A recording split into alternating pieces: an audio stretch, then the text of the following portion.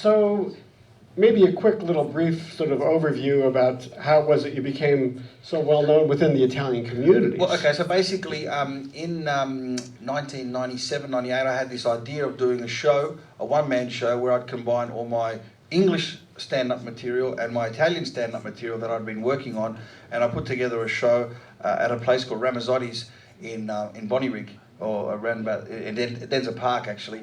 And so that show sold out very quickly. And the word started to spread amongst the Italian community that there was this Australian, guy doing these gags about being Italian. And so on the 10th of September in 1999, we recorded that at Parramatta Riverside Theatre. And on the 20th of January 2000, that album got released, and that album was called Living La Dolce Vita. Not La Dolce Vita, Living La Dolce Vita. There's obviously a pun on La Dolce Vita being an Australian, the Dolce being a big thing. A big thing, yeah. So that album then was released on the 20th of January, and within about 3 months via CD, like people burning it. But in those days it was more cassette. Yeah. In those days we were still using, Joseph, have you heard of a cassette?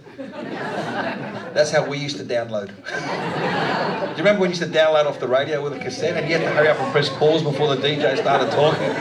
That was the good old days. It was tough, mate. It was tough in the 80s. We didn't even have a remote control for the TV. Mate, Joseph, in the 80s we used to have to get off the couch, walk all the way to the TV and change a channel manually. Foco meu. And remember, sometimes the knob was broken. We had to go get the pliers to change the knob.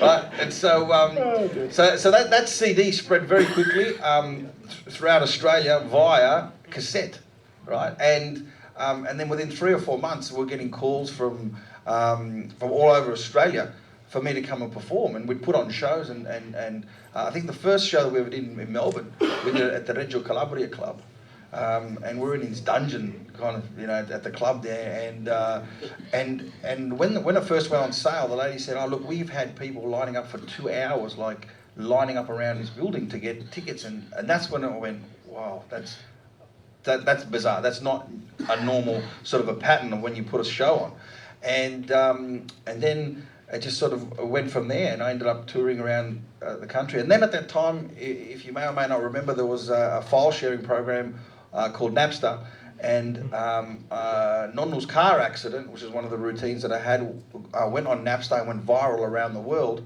and I ended up performing all over the world, and I've been performing since, based on Nonno's car accident. Is that right? So that, okay, well. That one little, clip, yeah.